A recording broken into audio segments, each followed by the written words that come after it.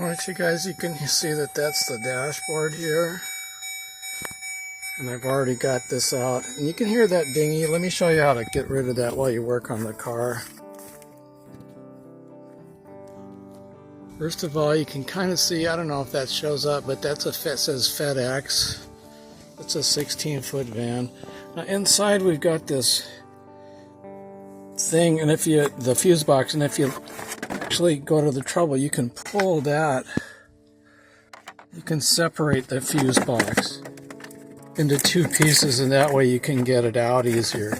We just need to expose this one part. This number here is number 1. And if you just pull that out, set that aside for good.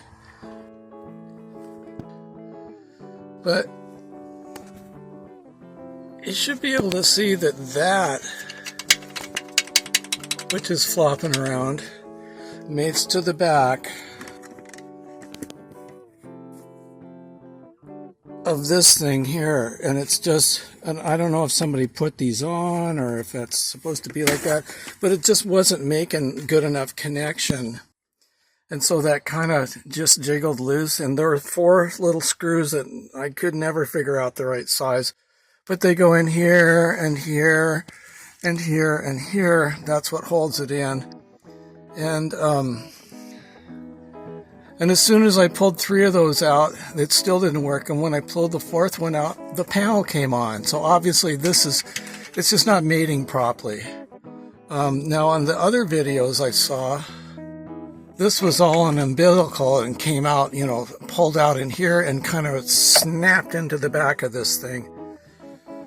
So I don't know what to tell you. Now I had to pull this off to drop the steering column. This is brand new, so I'm thinking somebody broke this trying to get it out of the way and get at that before. If this looks like a mess, it is a mess. I wish there was an easy way to do this. A lot of other videos, this is an E3500 Chevy Express. The year is 2003. It was a FedEx truck that said Marathon on it.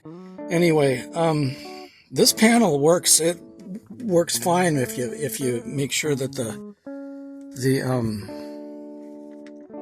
that it's connected. You know, if you kind of hold it up there, but left to itself, it'll just jiggle loose. So I've got to improvise something around that. So let's look at this shittery here to get loose. You can see we've got all these little tangs, these connectors, all the way across there, across the top, across the other side. But here's where you start is at the bottom. And there'll be, I think it's 10 millimeter bolts that are all underneath there. And, I mean, I'm guessing you already know how to do all this stuff. To get this dashboard apart, it's mostly nuts and bolts, but it can be frustrating. And I recommend, if you're not, you know, an actual mechanic, is that you come over here to the passenger side and do this one first.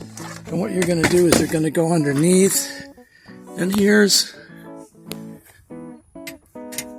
these go in here, and here's the tangs on the inside. And when it's all together, it looks like that. So your first maneuver is going to be to come up under here with a 10 mil and get these bolts, and then wiggle this all through on the outside. And there's where it is. So from the outside, your clips are here and here and here. And once you get that one loose, you'll be practiced up, and you can do the opposite one on the driver's side. And anytime you're doing this kind of work, I recommend you start where people can't see your terrible sins. And by the time you're practiced up, you'll have it ready to go. Now, let me see this. This here is the fuses underneath. Nothing to do with our issue. This thing is some kind of safety or anti-theft thing. You're supposed to hold this up, and then you can move the PRNDL and get her into gear. The rest of this is just wiring. These are wires for the panel. So you can see that all across the top here. Let me flip this up.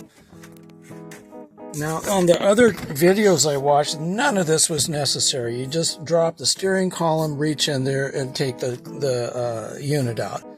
But on this one, there was no provision. There's no tilt steering. You got to take this apart. Okay, and here's the dash panel out, and I've put these little pieces of blue tape here. This is where these snapperoos are. So when you're looking at it, you should be able to get an idea.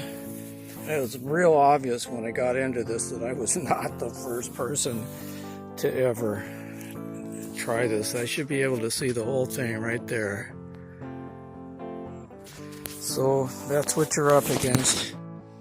And then in here, these are screws that go through, and then there's 2 more screws in here. So anyway, this to me looks like it's pretty new. I mean, this was obviously replaced. The rest of the vehicle is pretty worn, but this is, you know, there's no smudges or dirt or dust or anything in here. So I'm guessing they replaced this and somebody just didn't get it put in right, or it's just a poorly designed system, because that just never made it up properly, and I'm not sure how to deal with that. So that's where I'm at with it, and it looks a lot more brutal than it was, and I'll let you know if I get this ever back together. But like I said, as soon as I pulled these 3 out and took this one out, the whole thing came to life, and it showed me the mileage and all of that.